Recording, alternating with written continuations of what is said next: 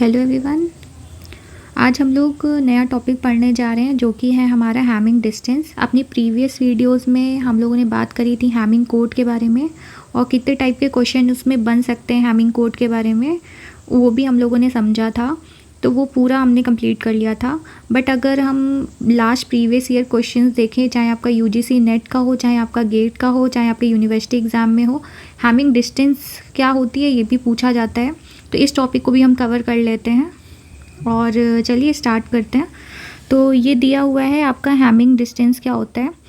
तो मैंने कुछ पॉइंट समझाए हैं हैमिंग डिस्टेंस के बारे में, तो पहले एक बार मैं उसको पढ़ूंगी फिर मैं आपको समझाऊंगी इसका मतलब क्या है।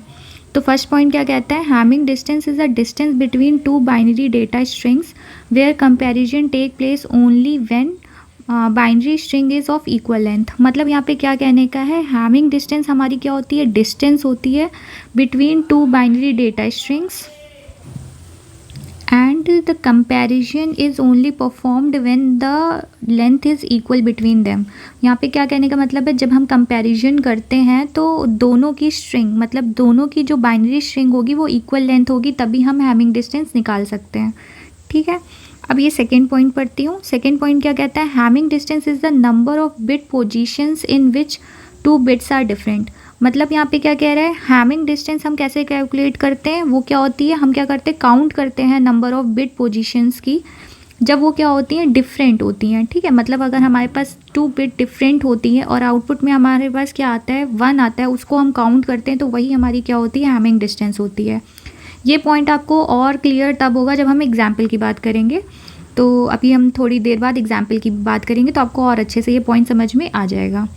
चलिए थर्ड पॉइंट देखते हैं क्या कहता है, the Hamming distance between two strings A and B is denoted by. तो यहाँ पे एक डिनोशन बताया गया है, मतलब कैसे हम डिनोट करते हैं हैमिंग कोड को। तो डिनोट करते हैं स्मॉल डी में और ब्रैकेट लगा के ए कॉमा बी। ए हमारी फर्स्ट स्ट्रिंग है और बी हमारी क्या है, सेकेंड स्ट्रिंग है। ठीक है, तो मतलब यहाँ पे क्या कह रहा है, डी हमारा क्या बता रहा है, डिस्टेंस बता रहा है। ए हमारा क्या बता रहा है, फर्स्ट स्ट्रिंग बता रहा है। ठीक है, ये आपकी क्या बोल देते हैं, फर्स्ट स्ट्रिंग बोल देते हैं। और बी हमारी क्या हो जा रही है, सेकेंड स्ट्रिंग हो जा रही है। ठीक है, तो ये तो खाली डिनोट करने के लिए, तो ज़्यादा इस पे ध्यान मतलब बहुत ज़्यादा इसको याद करने की ज़रूरत नहीं है। तो चलिए अब देखते हैं हम लोग कैलकुलेशन कैसे परफॉर्म करते हैं, मतलब हम कैसे कैलकुलेट करते हैं अपनी हैमिंग डिस्टेंस को। तो यहाँ पे मैंने लिख रखा है, तो पहले तो उसे पढ़ लेती हूँ। In order to calculate the Hamming distance between two string we perform their XOR operation. अब यहाँ पे क्या होता है, जब भी हम हैमिंग कोड को निकालते हैं या कैलकुलेट करते हैं तो हमको क्या पता होना चाहिए, एक्सॉर ऑपरेशन के बारे में पता होना चाहिए। And then the count and after that we have to then count the total number of ones in the resultant string. यही हमारी क्या होती है, हैमिंग डिस्टेंस होती है।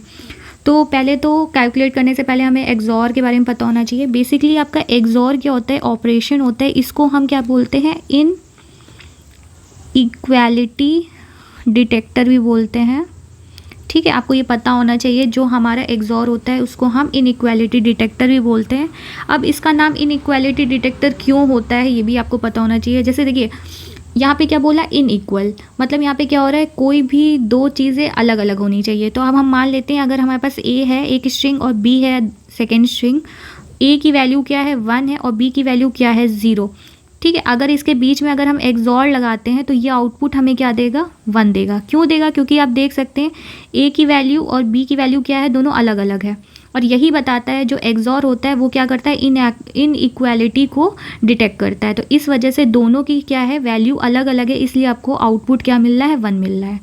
अगर वही आपके पास सिमिलर आउटपुट होता है, अगर हम मान लेते हैं ए के पास भी 0 है और बी के पास भी 0 और हम लोग एक्सॉर लगा रहे हैं, तो आउटपुट आपको क्या देगा, 0 देगा। क्योंकि ये क्या करता है, इन इक्वल को ही डिटेक्ट कर पाता है, इक्वल को डिटेक्ट नहीं करता है। तो ये इक्वल हो गए तो आउटपुट आपको क्या हो गया, 0 हो गया।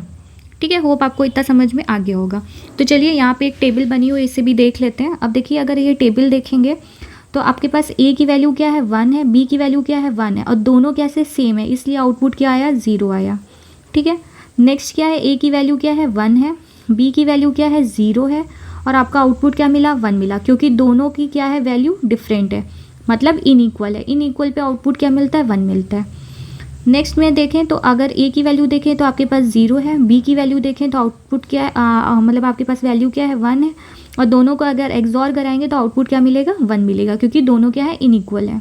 लास्ट वाले की बात करें, 0 0 है, दोनों क्या है, 0 0 है, ए की वैल्यू भी 0 है, बी की वैल्यू 0 है, और दोनों को अगर हम क्या करेंगे, एक्सॉर कराएंगे तो आउटपुट क्या मिलेगा, 0 मिलेगा। होप आपको एक्सॉर अच्छे से समझ में आ गया होगा। ठीक है, अब बढ़ते हैं अपने क्वेश्चन की, मतलब एग्जाम्पल की तरफ। ये आपके पास एक एग्जाम्पल है। अब सपोज देयर आर 2 स्ट्रिंग की वैल्यूज़ गिवन है आपको। अब हम मान लेते हैं हमारे पास ये ए है और ये बी है। ये आपके पास 2 डिफरेंट स्ट्रिंग है जिसकी वैल्यू क्या है, 1 1 0 1 1 0 0 1, और सेकेंड स्ट्रिंग है आपके पास 1 0 0 1 1 1 0 1। तो क्या करते हैं, इसको और क्लियर वे में लिखने के लिए हम मान लेते हैं ये हमारे पास क्या है, ए है, इसकी वैल्यू भी यहाँ लिख देते हैं, क्या है, 1 1 0 1 1 0 0 एंड 1। और सेकेंड आपके पास क्या है, दूसरी स्ट्रिंग बी मान ले रहे हैं, इसकी वैल्यू भी हम यहाँ लिख ले रहे हैं, क्या है, 1 0 0 1 0 0 1 1 0 1। ठीक है, अब हम लोग ने क्या कर लिया, इसको मान लिया है फर्स्ट स्ट्रिंग, इसको मान लिया है सेकेंड स्ट्रिंग। ठीक है, ये हमारी क्या है, फर्स्ट स्ट्रिंग है, ये हमारी क्या है, सेकेंड स्ट्रिंग है। ठीक है, अब हमने क्या करना है, यहाँ पे एक्सॉर कराना है, तो एक्सॉर अब करा लेते हैं। अब आपको एक्सॉर कराने में कोई दिक्कत नहीं आएगी, क्योंकि अभी हम लोग ने समझ लिया एक्सॉर क्या होता है। तो एक्सॉर करा लेते हैं। तो हमको पता है सिमिलर पे हमको क्या देता है, आउटपुट 0 देता है, और डिफरेंट पे क्या देता है, 1 देता है। ठीक है, ये क्या होता है, इनइक्वालिटी डिटेक्टर होता है। तो चलिए इसको कर लेते हैं। अब ए की वैल्यू भी 1 है, बी की वैल्यू भी 1 है, तो आउटपुट क्या होगा, 0। अब ये 1 है, ए 1 है, बी 0 है, तो आउटपुट क्या होगा, 1। ए बी दोनों सेम है तो आउटपुट क्या होगा, 0। ए बी दोनों सेम है, आउटपुट क्या होगा, 0। ए बी दोनों सेम है, आउटपुट क्या होगा, 0। अब ए की वैल्यू क्या है, 0, और बी की वैल्यू क्या है, 1, तो आउटपुट क्या हो जाएगा आपका, 1। अब ए और बी की वैल्यू क्या है, सेम है, 0 0, तो आउटपुट क्या हो जाएगा, 0। और यहाँ पे भी क्या है, ए और बी की वैल्यू क्या है, सेम है, तो आउटपुट क्या हो जाएगा, 0। ठीक है, ये तो हमने कैलकुलेट कर लिया एक्सॉर। अब हमको क्या निकालना है, हैमिंग डिस्टेंस। ठीक है, यहाँ पे भी आप देख सकते हैं, यहाँ पे भी सेम काम हुआ है, बस मैंने इसको इस तरह अलग अलग इसलिए लिखा है ताकि आपको और अच्छे से समझ में आए। ठीक है, अब हमें लास्ट में जो हैमिंग डिस्टेंस हम कैलकुलेट करते हैं उसमें क्या करना होता है, हमको नंबर ऑफ वंस को काउंट करना होता है। ठीक है, तो आप यहाँ पे देख सकते हैं, this contain 2 ones, the Hamming distance, आपने ये ए ले लिया, ये आपने बी ले लिया, आपने टोटल नंबर ऑफ जो भी इसमें क्या थे आपके वंस आए थे उसको आपने काउंट करके लिख लिया। ये आपने डिनोशन अभी जस्ट डिनोट कैसे करते हैं उसको देखा था, तो वो यही तरीका है डिनोट करने का। तो आप सिंपली यहाँ पे ऐसे लिख सकते हो, डी ब्रैकेट ए कॉमा बी, ठीक है, इज इक्वल टू आपके कितने नंबर ऑफ वंस आए हैं, काउंट करो तो 1 और 2, तो ये आपका क्या हो जाएगा, आंसर हो जाएगा। तो अगर आपसे पूछा जाए किसी एग्ज़ाम में कि आपका हैमिंग डिस्टेंस क्या निकलेगा, तो आप सीधे आपको ऑप्शन में मिलेगा 2, तो आप 2 मार्क कर दोगे। ठीक है, सिंपल सी चीज़ थी। तो ये तो एक क्वेश्चन हम लोगों ने कर लिया। अब एक और इसी टाइप में क्या होता है, एक दूसरे टाइप का क्वेश्चन भी बनता है हैमिंग कोड में, उसको भी हम देख लेते हैं, और ताकि अगर हमको दोनों टाइप के क्वेश्चंस में से कोई भी क्वेश्चंस एग्जाम में आ जाए तो हम दोनों क्वेश्चन कर सकें। तो चलिए एक नेक्स्ट क्वेश्चन भी हम देख लेते हैं। ठीक है, एक दूसरा क्वेश्चन क्या बनता है हमारा, जिसमें हमें क्या निकालना होता है, मिनिमम हैमिंग डिस्टेंस निकालना होता है। ठीक है, कैलकुलेट हम वैसे ही करते हैं, बट जो हमारी सबसे स्मॉलेस्ट वैल्यू आती है उसी को हम क्या करते हैं, आउटपुट मानते हैं। तो पहले तो ये जो लिखा हुआ है पहले मैं वो पढ़ देती हूँ आपके लिए। In a set of string of equal length the minimum distance Hamming distance is the smallest Hamming distance between all possible pair of string in the set. ठीक है, ये आपका एक प्रीवियस ईयर का क्वेश्चन है, किसका, यूजीसी नेट का। ठीक है, इसको हम लोग सॉल्व करने जा रहे हैं। तो देखिए यहाँ पे क्वेश्चंस क्या है, आपके पास 4 डिफरेंट स्ट्रिंग दी गई है, और हाँ अगर आपके पास कोई स्ट्रिंग दी जाती है, मान लेते हैं ए स्ट्रिंग दी गई है 1 1 0 1 और बी स्ट्रिंग दी गई है 1 1 0, तो आप देख सकते हो दोनों की साइज़ क्या है, अलग है, दोनों की लेंथ क्या अलग है, ए की क्या है 4 है और बी की क्या है 3 है। तो ये क्या होता है, इसकी हैमिंग डिस्टेंस कभी नहीं निकल सकती। अगर ऑप्शन में आपके पास यहाँ पे नॉट डिफाइन दिया गया तो आप वहाँ पे टिक लगा सकते हो। ठीक है, ये भी जानना बहुत ज़रूरी है, इस टाइप के भी क्वेश्चन पूछे जा सकते हैं फ्यूचर में। तो चलिए अब देख लेते हैं क्वेश्चन की बात। यहाँ पे सपोज कर रहे हैं हमारे पास 4 स्ट्रिंग है, 0 1 0 0 1 1 1 0 1 एंड 1 1 1। अब देखिए, अब हमको यहाँ पे क्या निकालना है, हमको निकालना है मिनिमम हैमिंग डिस्टेंस। ठीक है, यहाँ पे हमें क्या निकालना है, मिनिमम हैमिंग डिस्टेंस कैलकुलेट करना है और हमको यहाँ पे 4 स्ट्रिंग दे रखी है। अब देखिए कौन सी 4 स्ट्रिंग है, 0 1 0 0 1 1 1 0 1 एंड 1 1 1।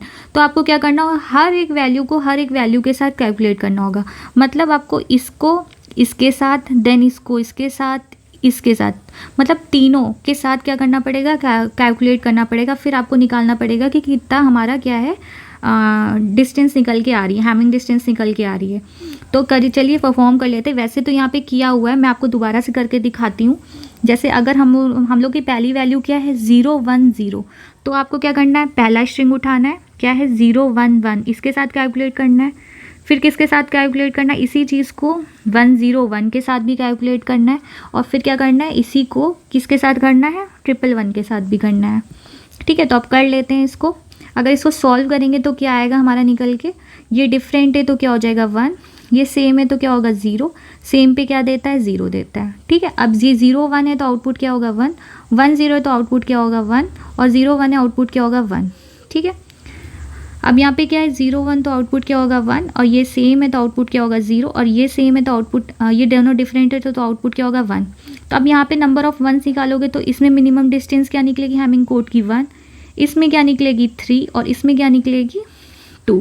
ठीक है, ऐसे ही आपको क्या करना है, अदर भी निकाल के देख लेना है। तो ये हम लोगों ने पहला वाला करा। अगर आप दूसरे के साथ निकाल के देखोगे तो वो क्या हो जाएगा, अगर आप 0 1 1 के साथ निकालोगे तो आप दे सकते हो 0 1 1 को आपको किसके साथ करना है, 1 0 1 के साथ, और फिर एक बार क्या करना है 0 1 1 को किसके साथ करना है, 1 1 1 के साथ।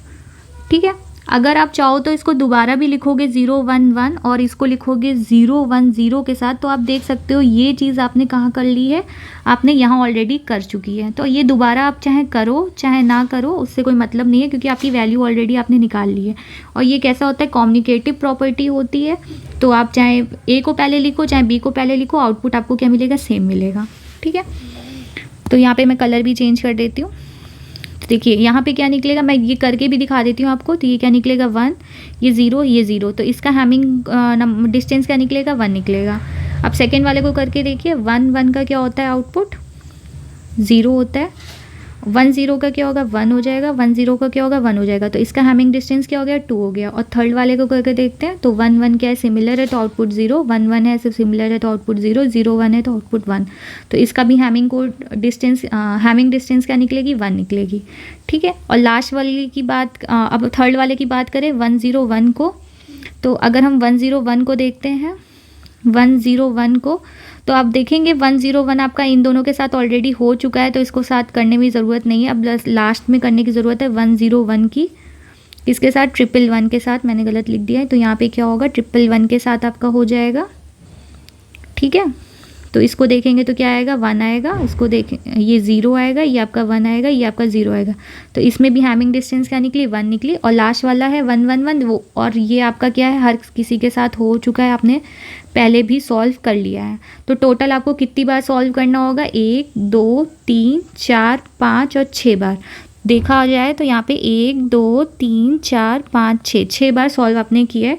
और अगर आप यहाँ पे देखेंगे तो मिनिमम आपको क्या डिस्टेंस मिल रही है, मिनिमम हैमिंग डिस्टेंस आपको क्या मिल रही है 1 मिल रही है। तो यही आपका क्या हो जाएगा, आंसर हो जाएगा। तो आप देख सकते हैं यहाँ पे लिखा हुआ है मिनिमम हैमिंग डिस्टेंस डी मिन इज इक्वल टू 1, यही आपका क्या हो गया, आंसर हो गया। ठीक है, होप आपको यहाँ पे कोई कन्फ्यूजन नहीं होगी। बहुत ही छोटी सी चीज़ है ये, तो मतलब बच्चा समझ सकता है और ज़्यादा टफ भी नहीं है, बस हमें पता तो होना चाहिए एटलीस्ट होता क्या है। तो वो मैंने आपको बता दिया है। और अगर आपको ये वीडियो अच्छी लगी हो, समझ में आई हो, तो लाइक कीजिएगा हमारी वीडियोस को और सब्सक्राइब कर दीजिएगा हमारे चैनल को। और इस तरह के जो भी इंपॉर्टेंट क्वेश्चंस है और जो आपके किसी भी एग्ज़ाम में आते रहते हैं, चाहे आपका यूनिवर्सिटी एग्ज़ाम हो, चाहे आपका UGC नेट हो, चाहे आपका गेट हो, चाहे आपके नाइलेट के पेपर हो, मतलब हर जगह अगर आप कंप्यूटर साइंस सब्जेक्ट पढ़ते हो तो इस टाइप के क्वेश्चंस आपको कोई भी कॉम्पिटिशन एग्ज़ाम में मिलते रहेंगे। तो वही सारे टॉपिक्स हम लोग कवर कर रहे हैं। होप आपको मज़ा आई हो। Thank you for watching.